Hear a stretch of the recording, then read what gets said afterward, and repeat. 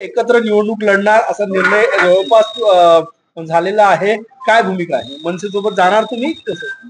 नाही, आम्ही स्थानिक निवडणुका, स्वराज्य संस्थांच्या निवडणुका स्थानिक पातळीवर निर्णय घेण्याचा अधिकार आम्ही दिलेला आहे.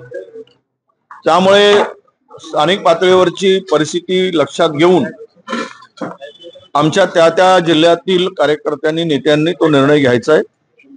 मला वाटते नाशिकमध्ये काँग्रेसचे सगळ्या पदाधिकाऱ्यांनी मनसे बरोबर जाण्याचा निर्णय घेतला असेल तर तो त्या नाशिक पुरता हा निर्णय आहे असं आम्ही मानतो.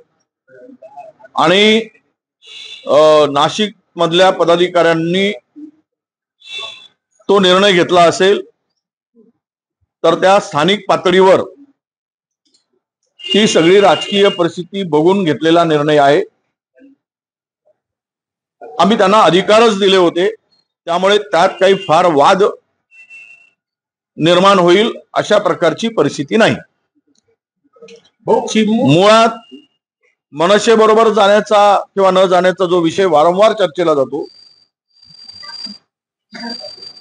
आमच्या महाराष्ट्रातील नेत्यांची भूमिका नेत्यांनी सर्व मिळून आम्ही भूमिका स्पष्ट केलेली आहे. आणि आमच्या भूमिकेमध्ये कुठेही कॉन्ट्रोवर्सी नाही की ही आघाडीमध्ये असलेल्या घटक पक्षाच्या व्यतिरिक्त ज्यांना या निवडणुकीमध्ये सहभागी व्हायचंय किंवा आमच्या बरोबर आघाडी करायची आहे तर तो स्थानिक पातळीवर त्यांनी तिथल्या कार्यकर्त्यांशी, नेत्यांशी चर्चा करावी आणि त्या पातळीवर तो निर्णय घ्यावा, ही स्पष्ट भूमिका आमची आहे. म्हणजे उद्या जर चंद्रपूरमध्ये मनसे बरोबर युती होत आहे तर त्यामध्ये काही नवल वाटण्याचं काही कारण नाही, कारण तो स्थानिक पातळीवरच्या नेत्यांचा निर्णय आहे. स्थानिक नेत्यांनी निर्णय घेतल्यावर वरिष्ठ नेत्यांचा काही विरोध असेल का? मला आमचा विरोध करण्याचा काही अधिकार नाही. आम्ही त्यांना अधिकारच दिलाय, त्यामुळे विरोध करण्याचा काही संबंध नाही. काही क्रायटेरिया ठरवलं असेल की भाजपसोबत नाही करायची, अजितदादा गटासोबत नाही करायची? नाही, बरोबर, भाजप बरोबर करायची नाही, अजितदादांच्या बरोबर करायची नाही, शिंदेच्या बरोबर करायची नाही. पण जेवढे आहेत, बीएसपी असेल, वंचित असेल किंवा मनसे असेल, हे जरी महाविकास आघाडीमध्ये नसले तरी त्यांच्याबरोबर युती करायला हरकत नाही अशी आमची भूमिका आहे. तुमच्या परिसरातला प्रश्न आहे, चिमूर एसडीपीओ जाधव यांनी रेतीच्या ट्रकवर 8 दिवस कारवाईच केली नाही म्हणून चौकशी सुरू झालेली आहे. चंद्रपूर एसपीनं त्याची चौकशी सुरू केलेली आहे. हा एसडीपीओ फार चोर माणूस आहे, हा पूर्णतः भ्रष्टाचारी माणूस आहे आणि यांनी अशा प्रकारे तिकडे धिंगाणाच घातलाय. परंतु त्याला सत्तेतील एका लोकप्रतिनिधीचा आशीर्वाद आहे. त्याची बदली सुद्धा त्यांच्या इशाऱ्यावर त्यांनी करून घेतली आणि म्हणून त्याची हिंमत वाढलेली आहे आणि तो फार मस्तीत वागतो, प्रचंड पैसे कमवतो. त्याच्यावर त्वरित मी आता गृहमंत्र्याला आणि पोलीस महासंचालकांना पत्र लिहून त्यांच्यावर निलंबनाची कारवाई त्वरित करावी अशी मागणी करणार आहे. बच्चू कडू यांनी म्हटलंय निवडणूक आयुक्तांना नोटांच्या गड्ड्या गेल्या त्यामुळे मतचोरी होत आहे, असा पद्धतीचा आरोप त्यांनी केला. कसं पाहता तुम्ही आरोप? नाही, काय आहे की आज निवडणूक आयोगाची भूमिका ही स्वच्छ नाही, ही प्रामाणिक दिसत नाही, ही नियमाला धरून दिसत नाही. मला सांगा, मतदार नोंदणीची तारीख किंवा अंतिम यादी 25 जुलै नंतर नव्या मतदारांचा समावेशच करू नये? नाही, निवडणूक आयोगाचा निर्णय आहे 25 जुलै ही अंतिम यादी लागल्यानंतर नव्यानं एकही मतदारांचा समावेश होणार नाही. आता नव मतदार जे 18 वर्षाचे होतात, खरं तर ही प्रक्रिया आचारसंहिता किंवा निवडणूक कार्यक्रम डिक्लेअर होईपर्यंत सुरू असते. त्यातील डुप्लिकेट मतं काढायसाठी आम्ही सांगितलं, त्यातले तिबार मतं काढायसाठी आम्ही सांगितलं, याद्या स्वच्छ करायसाठी सांगितलं. ते काहीच केलं नाही आणि बोगस मतदार याद्यांच्या भरोशावर जर निवडणुका होत असतील तर या देशातील लोकशाही टिकेल का? म्हणून बच्चू कडूंनी जर असा आरोप केला असेल तर त्यामध्ये काही तथ्य असेल. बच्चू कडू पुराव्याशिवाय आरोप करत नाहीत. त्यामुळे त्यांच्याकडे नक्की पुरावे आहेत आणि हे गड्डीचं काही राजकारण जे आहे, गड्ड्या घेतात किंवा नोटा घेतात, यामध्ये तथ्य असू शकतं. मुंबई महानगरपालिकेतले लोकच करतात असं आहे की ही एक टोळी आहे आता, आणि सर्व भांडवलदार, जमीनदार, सुभेदार, सरदार असे मिळून झालेला हा पक्ष आहे. त्यामुळे यामध्ये चढाओढ होत असते. एकामेकाच्या सीमारेषेमध्ये एकमेक घुसत असतात आणि तिथून त्यांचे मतभेद हे तयार होत असतात आणि एकमेकाचा घात ते करत असतात. हे आता लपून राहिलेलं नाही. मुंबई महानगरपालिकेचे मनसे 125 जागा लढवणार असल्याची चर्चा, त्यामुळे मग काँग्रेसची भूमिका मुंबईत काय राहणार महानगरपालिका? आमच्या मुंबई महानगरपालिकेच्या नेत्यांनी ठरवलं आहे की आम्ही स्वतंत्र लढणार. त्यामुळे कोणाला किती जागा हा प्रश्न निर्माण होत नाही. पुणे प्रकरणामध्ये कमकुवत करण्याचं काम शरद पवार यांनी केलं असा आरोप नानांनी केलाय. असं आहे की आपण ज्यावेळेस आघाडीचा धर्म पाडतो त्यावेळेस कोणी कोणाला कमकुवत करण्यापेक्षा आपण कसे मजबूत होऊ याचा विचार अधिक प्रकर्षानं करण्याची गरज आहे. सरनाईक यांनी आदिवासी विभागाची जमीन लाटल्याचा आरोप जे आहे ते जाधव यांनी केलेला आहे. तुम्ही आरोप केला होता तशाच प्रकारे काय नाही, त्या संदर्भातली ती जमीन त्यांनी प्रताप सरनाईक इंटरनॅशनल स्कूलच्या नावाने ती जमीन घेतली आहे.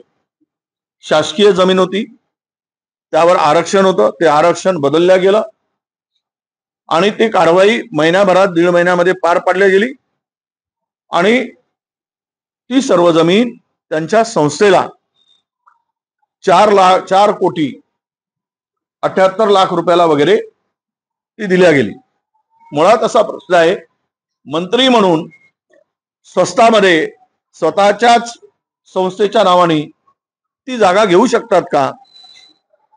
त्या पदावर राहून त्याचा फायदा ते घेऊ शकतात का?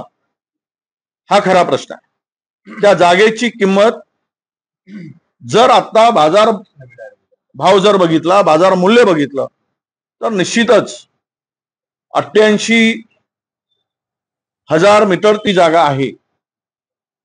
8,800 मीटर म्हणजे जवळपास ती जागा 90,000 फूट म्हणजे 2 एकरच्या जास्त जागा आहे आणि साधारणतः 50 कोटी रुपये त्या जमिनीचा एकराचा दर आता जर काढला तर तो आहे. म्हणजेच ती जमीन 100 कोटीच्या वर त्याचं मूल्य, बाजार मूल्य असू शकतं. मुळात प्रश्न असा आहे की त्यांनी मंत्र्यांनी, उपमुख्यमंत्र्यांनी, मुख्यमंत्र्यांनी अशा जमिनी लाटता येतात का, घेता येतात का सेल्फ इंटरेस्टसाठी? हा खरा प्रश्न आहे. याची चौकशी होणे अपेक्षित आहे. भाऊ, एक प्रश्न असा आहे, पुणे प्रकरणावरती अजित पवारांचं म्हणणं आहे, मी सकाळी 6 वाजता घराच्या बाहेर पडतो आणि रात्री 11 वाजता घरी येतो. त्यामुळे या संपूर्ण प्रकरणात अधिकाऱ्यांनी सगळं हे केलं आहे. 1 रुपयाचा व्यवहार न करता एवढा मोठा व्यवहार कसा झाला आणि 24 कोटी भरायचे. अधिकाऱ्यांनी केला असेल तर कुठले चौक आणि कुठल्या ठिकाणी फाशी द्यायचा हे सुद्धा अजितदादांनी सांगून टाकलं पाहिजे.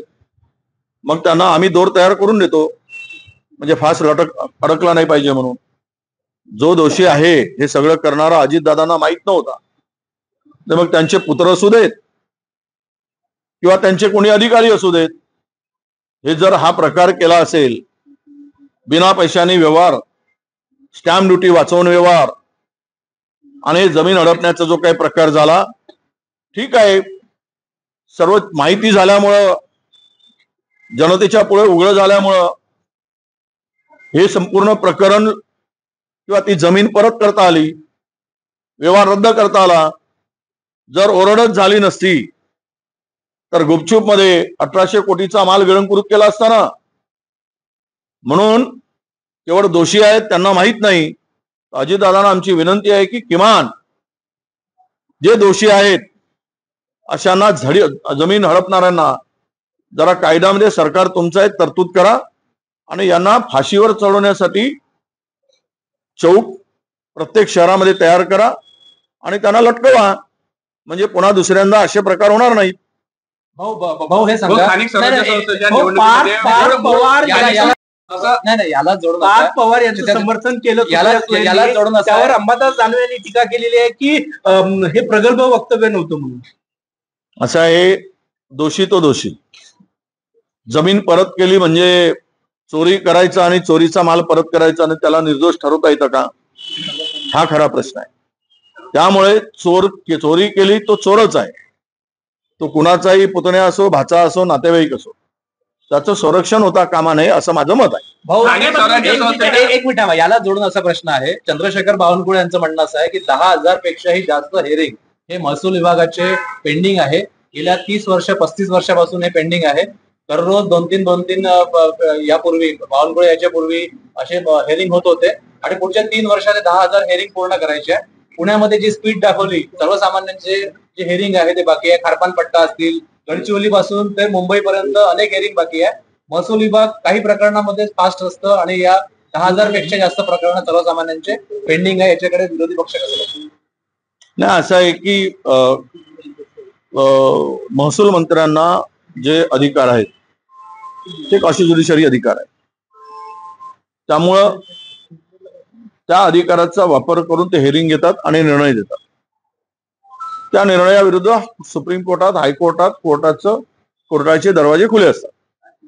पण अनेक वर्षापासून जर पेंडिंग असतील तर मला वाटतं की 14 पासून आतापर्यंत 12 वर्ष महसूल मंत्री त्यांचेच होते. मग ती स्पीड 2 वर्ष फक्त कोरोनाच्या काळात बाळासाहेब थोरात होते, पण 9 वर्ष सलग हीच मंडळी त्या पदावर आहेत. त्यामुळं त्यांची स्पीड वाढवा आणि सर्व प्रकरण निकाली लावा. बावनकुळेंची स्पीड चांगली आहे, हेरिंग घ्यायची, निर्णय घ्यायची, तर त्यांची स्पीड तशीच कायम ठेवावी त्यांनी आणि फटाफट निर्णय घ्यावेत, लोकांना दिलासा द्यावा अशी आमची मागणी आहे. हो, मुंबई महानगरपालिकेत तुम्ही मनसेसोबत लढणार की स्वबळावर लढणार, आतापर्यंत काही निर्णय झालाय का? नाही, आमच्या स्थानिक नेत्यांनी मुंबई महानगरपालिका स्वबळावर लढण्याचा निर्णय घेतलेला आहे.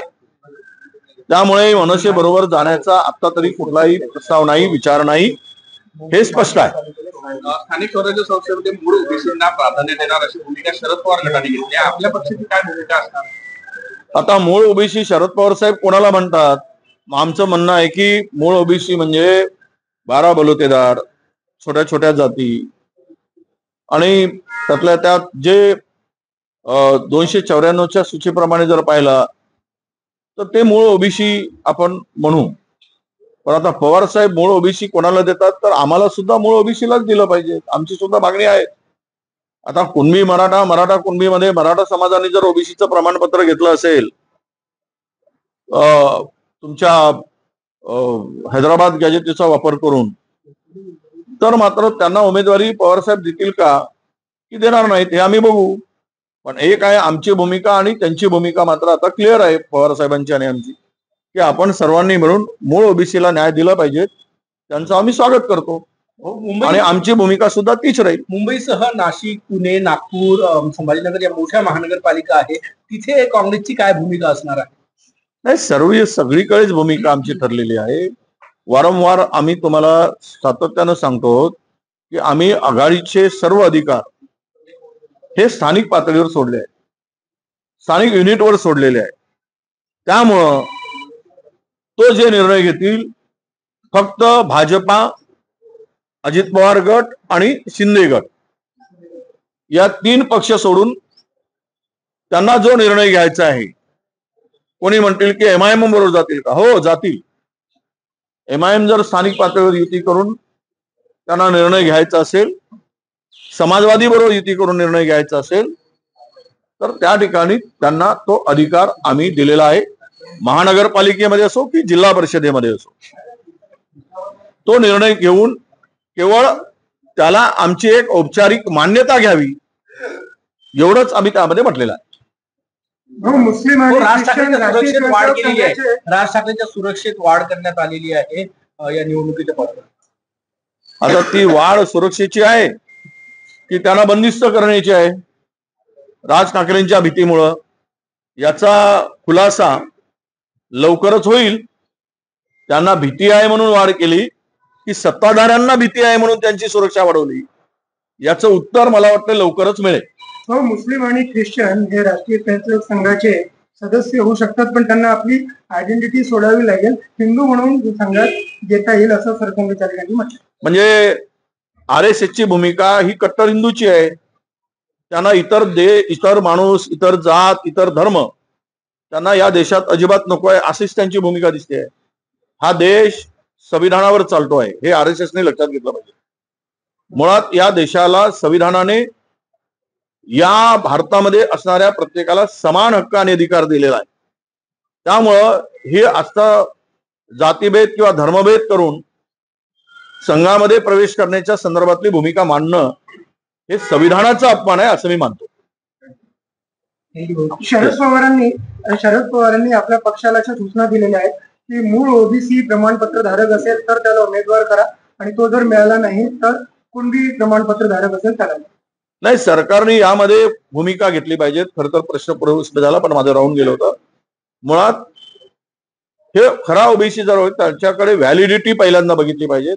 आता सरकारने 6 महिन्याची मुदतवाढ स्थानिक स्वराज्य संस्थांच्या निवडणुकीमध्ये नॉमिनेशनच्या वेळेस 6 महिन्याची मुदतवाढ देण्याची गरज नव्हती. ज्यांच्याकडे कास्ट सर्टिफिकेट आहे आणि जात पडताळणी प्रमाणपत्र आहे ज्याला व्हॅलिडिटी म्हणतो आपण, त्याच उमेदवाराला पात्र केलं असतं तर मूळ ओबीसीला न्याय मिळाला असता.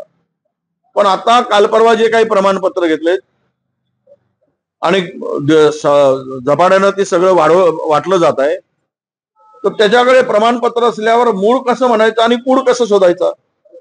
एकदा जर प्रमाणपत्र दिलं तर, म्हणून सरकारला आमची विनंती आहे की स्थानिक स्वराज्य संस्थांमध्ये जात पडताळणी प्रमाणपत्र असल्याशिवाय त्या उमेदवाराला पात्र ठरवू नये, त्याचं फार्म स्टॅम्प ठेवू नये, तरच यावर ओरिजिनल ओबीसीला न्याय मिळेल. हो, मुंबई महानगरपालिका अत्यंत महत्वाची निवडणूक आहे. काँग्रेसची रणनीती काय असणार, मुद्दे काय असणार आहे, आणि स्वबळावर लढण्यासाठी हायकमांड सोबत काही चर्चा झाली आहे का याबाबत? हायकमांड बरोबर चर्चा केल्यानंतरच आम्ही स्थानिक पातळीवर निर्णय घेण्याचा अधिकार दिलेला आहे आणि आमच्या लोकांनी सुद्धा तेच ठरवलेलं आहे. मुद्दे खूप आहेत. मुंबईची तिजोरी खाली झाली आहे. मुंबईमध्ये भ्रष्टाचाराचे प्रकरण प्रचंड आहेत. खिरापत वाटली जात आहे.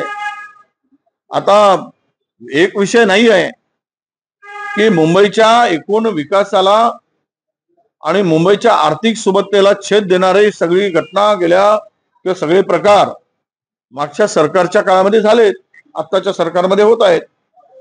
त्यामुळं असले डिपॉझिट खाली करून घेतले गेले. मुंबईमधले अजूनही पाणी तुंबतो आहे. मुंबईतले नद्या अजून स्वच्छ झालेले नाहीत.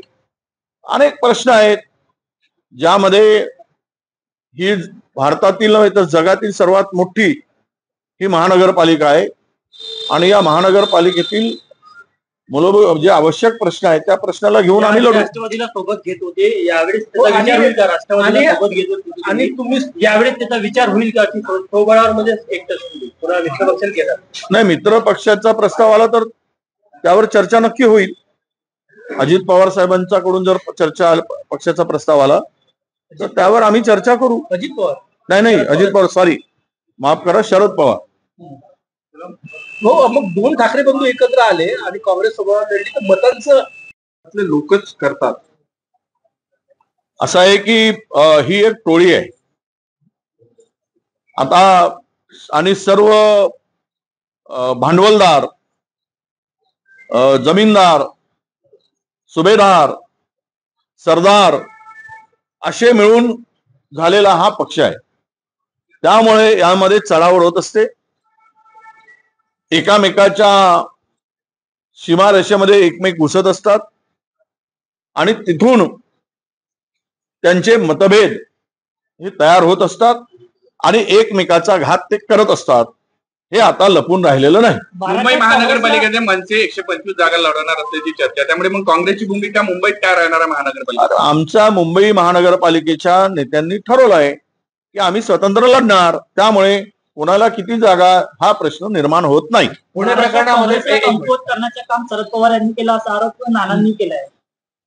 असं आहे की आपण ज्यावेळेस आघाडीचा धर्म पाडतो त्यावेळेस कोणी कोणाला कमकुवत करण्यापेक्षा आपण कसे मजबूत होऊ याचा विचार अधिक प्रकर्षानं करण्याची गरज आहे. सरनाईक यांनी आदिवासी विभागाची जमीन लाटल्याचा आरोप जे आहे ते जाधव यांनी केलेला आहे.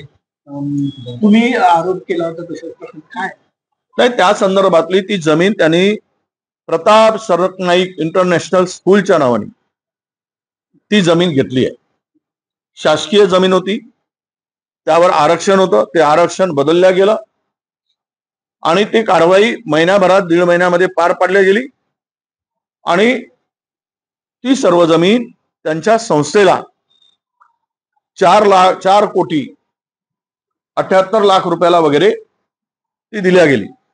मुळात असा प्रश्न आहे, मंत्री म्हणून स्वस्तामध्ये स्वतःच्याच संस्थेच्या नावाने ती जागा घेऊ शकतात का?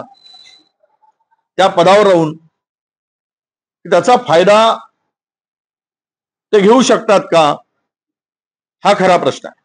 त्या जागेची किंमत जर आता बाजार भाव जर बघितला, बाजार मूल्य बघितलं तर निश्चितच 88,000 मीटर ती जागा आहे.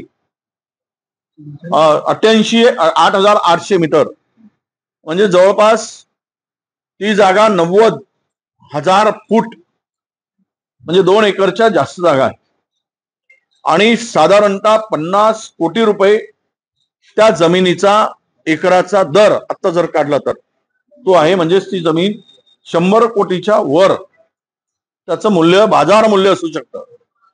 मुळात प्रश्न असा आहे की त्यांनी मंत्र्यांनी, उपमुख्यमंत्र्यांनी, मुख्यमंत्र्यांनी अशा जमिनी लाटता येतात का, घेता येतात का सेल्फ इंटरेस्टसाठी? हा खरा प्रश्न आहे, याची चौकशी होणे अपेक्षित आहे. भाऊ, एक प्रश्न असा आहे, पुणे प्रकरणावरती अजित पवारांचं म्हणणं आहे मी सकाळी 6 वाजता घराच्या बाहेर पडतो आणि रात्री 11 वाजता घरी येतो, त्यामुळे या संपूर्ण प्रकरणात अधिकाऱ्यांनी सगळं हे केलं आहे. 1 रुपयाचा व्यवहार न करता एवढा मोठा व्यवहार कसा झाला आणि 24 कोटी भरायचे. अधिकाऱ्यांनी केला असेल तर कुठले चौक आणि कुठल्या ठिकाणी फाशी द्यायचा हे सुद्धा अजितदादांनी सांगून टाकलं पाहिजे. मग त्यांना आम्ही दोर तयार करून देतो, म्हणजे फास अडकला नाही पाहिजे म्हणून. जो दोषी आहे हे सगळं करणारा अजितदादांना माहित नव्हता, तर मग त्यांचे पुत्र असू देत किंवा त्यांचे कोणी अधिकारी असू देत, हे जर हा प्रकार केला असेल, बिना पैशाने व्यवहार, स्टॅम्प ड्युटी वाचवून व्यवहार आणि जमीन हडपण्याचा जो काही प्रकार झाला, ठीक आहे, सर्व माहिती झाल्यामुळं, जनतेच्या पुढे उघड झाल्यामुळं हे संपूर्ण प्रकरण किंवा ती जमीन परत करता आली, व्यवहार रद्द करता आला. जर ओरडच झाली नसती तर गुपचूप मध्ये 1800 कोटीचा माल गिळंकृत केला असताना. म्हणून केवळ दोषी आहेत त्यांना माहित नाही. अजितदादांना आमची विनंती आहे की किमान जे दोषी आहेत अशांना जमीन हडपणाऱ्यांना जरा कायद्यामध्ये सरकार तुमचा एक तरतूद करा आणि यांना फाशीवर चढवण्यासाठी चौक प्रत्येक शहरामध्ये तयार करा आणि त्यांना लटकवा, म्हणजे पुन्हा दुसऱ्यांदा असे प्रकार होणार नाहीत. हे बघा, मतांचं विभाजन होईल, फायदा होईल, नुकसान होईल. आम्ही नेहमी लढत आलो, आम्हाला 30-35 जागा आमच्या नेहमी निवडून येत असतात मुंबई कॉर्पोरेशन मध्ये. उलट आमच्या ते 3 पक्ष तेही वेगळे लढत आहेत सत्तेमधील, म्हणजे भाजपाही वेगळी लढतो इच्छित आहे, शिंदेची शिवसेना सुद्धा वेगळी लढणार आहे, अजितदादांचा गट सुद्धा वेगळी लढायची तयारी करतोय. त्यांचं विभाजन होत नाही ना, आमच्याच विभाजनाची चिंता कशाला? जर काँग्रेस ते वेगळे लढले तिन्ही पक्ष, तर महाविकास आघाडीची तिन्ही पक्ष मुंबईत वेगवेगळे लढण्याच्या तयारीत आहे असं म्हणता येईल? मला तरी आता सांगता येणार नाही. मुंबई महानगरपालिकेच्या निवडणुकांना अजून वेळ आहे, पण आम्ही सगळ्यांनी अधिकार हे स्थानिक पातळीवर दिले, त्यांच्याबरोबर चर्चा करून जे आमच्या समविचारी पक्ष आहेत त्यांचा प्रस्ताव आल्यास त्यांच्याबरोबर चर्चा करू आणि निवडणुकीमध्ये आघाडी करण्याच्या शक्यतेवर बोलू. जर काँग्रेस एकटं लढलं तर पक्षाला नवसंजीवनी मिळेल का? तुम्ही लोकसभा, विधानसभा ही महाविकास आघाडीमध्ये नाही, बडकटी म्हणण्यापेक्षा कार्यकर्त्यांची निवडणूक आहे, त्यांना संधी मिळाली पाहिजे, हा एक प्रश्न आहे. आणि निवडून येण्याचे निकष असला तरी आम्ही सेकंडरी मानतो. कार्यकर्ता या आघाड्या युतीच्या याच्यामध्ये मोठ्या प्रमाणामध्ये त्याला निवडणूक लढण्याची संधीच मिळत नाही. अशा वेळेस ती एक संधी सुद्धा मिळेल. जिंकणं प्रत्येक वेळेस हा आमचा उद्देश नाही, तर कार्यकर्त्याला न्याय देणं हा सुद्धा उद्देश आहे. हो, ही लिटमस टेस्ट असेल का स्वबळावर लढणं? जर याचा चांगला परिणाम आला तर इथून पुढे मग आघाडीमध्ये राहायचं की नाही? नाही, या स्थानिक स्वराज्य संस्थांशी हे महाविकास आघाडी आहे, देश पातळीवर इंडिया आघाडी आहे. त्या इंडिया आघाडीमध्ये जे पक्ष आहेत ती युती आणि आघाडी कायम आहे. उद्धव ठाकरेंचा प्रस्तावाला त्याचाही विचार होईल का की शरद पवारांचा? नाही, ते मनसेबरोबर युती करत असतील आणि त्यांचा प्रस्ताव आला असेल तर त्या प्रस्तावावर स्थानिक आमचे नेते आहेत मुंबईचे, त्यांच्याकडे हा प्रस्ताव आम्ही पाठवू, त्यांची सहमती घेऊ आणि पुढे जाऊ. तुम्हाला फक्त मनसे नको, या व्यतिरिक्त महायुती म्हणून नाही, तो विषय नाही. एक शेवटचा प्रश्न असा राहिला, विखे पाटील बच्चू कडू यांच्यातला वाद शिगेला पोहोचलाय. बच्चू कडू असं म्हणाले होते, विखे पाटलांची गाडी जो फोडेल त्याला 1 लाख रुपये देऊ. आता विखे पाटलांचे समर्थक बच्चू कडूंना फोन करून सांगतात की आम्ही तुमची गाडी फोडू. त्यामुळे महाराष्ट्राचं राजकारण गाडी फोडणार नाही, गाड्या फोडायचं नको, पण एक आहे की विखे पाटलांना आजकाल फार बोलायची सवय जळली आहे. असा रोग झाल्यासारखं ते बोलतायत शेतकऱ्याप्रती. ते कर्जावर बोलतायत शेतकऱ्यांच्या. शेतकरी कर्जमाफीवर बोलत असताना शेतकरी पैसे पचवतात असंही बोलतात. सोसायट्या काढतात, कर्ज माफ करून म्हणून मागे लागतात. शेतकरी काय भिकारी आहेत काय? विखे पाटलांना लाज वाटत नाही काय आपण काय बोलतो त्याची? वारंवार शेतकऱ्याचा अवमान का करतात?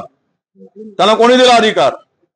आणि तुमच्या बापजाद्यांचे पैसे काही शेतकऱ्यांनी पचवलेत काय आणि खाल्लेत पैसे? हमी भाव मिळत नाही. द्या ना, तुमच्यामध्ये दम असेल तर हमी भावाने खरेदी करा. शेतकरी तुमच्याकडे भीक मागणार नाही, तुमच्याकडे कर्जासाठी येणार नाही, परंतु तुम्ही त्याला लुबाडायचा आणि उद्योगपतींचे घर भरायचे, त्यांचे कर्ज माफ करायचे आणि शेतकऱ्यांसाठी मात्र रडत बसायचा आणि कारण सांगून शेतकऱ्याचा अवमान करायचा, तर ह्याला बरोबर नाही. म्हणून बच्चू कडूंनी जर राजगावमध्ये बोलले असतील की त्यांच्या गाड्या फोडा, हे काय वाईट आहे असं मी मानत नाही, पण गाड्या फोडण्यापर्यंतची बोलणं हे उचित नाही. पण विखे पाटलांनी मात्र कोणाच्याही बांधावर गेल्यावर विखे पाटलांना तो जाण्याचा अधिकार नाही. त्यामुळे शेतकऱ्यांनी नाहीतरी माती झालीच आहे, मातीमध्ये चिखल आहे, त्या चिखलांचा प्रसाद हा मात्र विखे पाटलांना दिला पाहिजे, या मताचा मी आहे.